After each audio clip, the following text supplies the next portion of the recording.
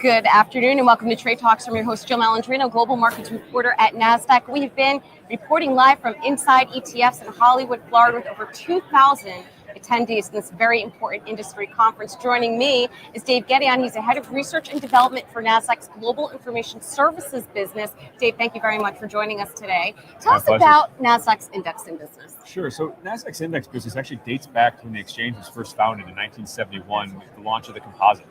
Now, for a long time there, we did really nothing more than just launch the Nasdaq Composite, the legendary Nasdaq 100, and really was served as a marketing vehicle as an indication for the exchange.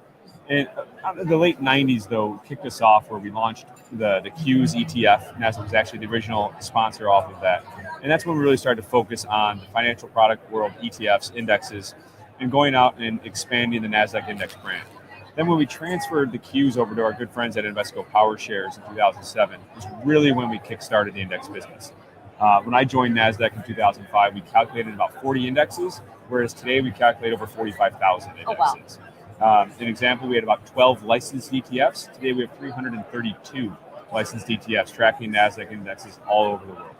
So really what we try and do within Nasdaq Global Indexes is create new ideas and execute them through a rules-based, objective, transparent methodology, and then work with financial product sponsors all over the world to be able to deliver those to investors who want to access it via future, via an ETF, via structured product, mutual fund, really whatever the financial wrapper that is most appropriate for that investment. All right, and what trends did you see in 2017 and where are the opportunities for 2018? Yeah, so 2017 was, as I like to call it, the year of NASDAQ.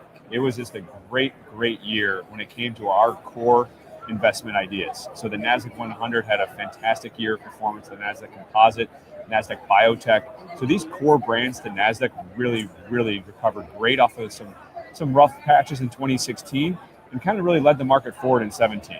Now what drove that? So if we break it down from an investment perspective, momentum as a factor came roaring back into the marketplace early and often throughout 17. The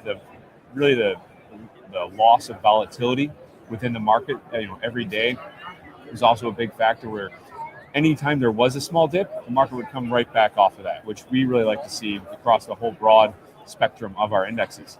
The other part was just some of the core investment ideas, fixed income with the Nasdaq Bullet Shares, commodities as in terms of an asset class to be able to access with a partnership we have over in Europe. They were all getting their moments in the sun of 2017. It was really kind of a perfect year when we think about it, especially off some of the volatility we did have in 16. Do you think that we'll continue to see those trends for 2018? I hope so.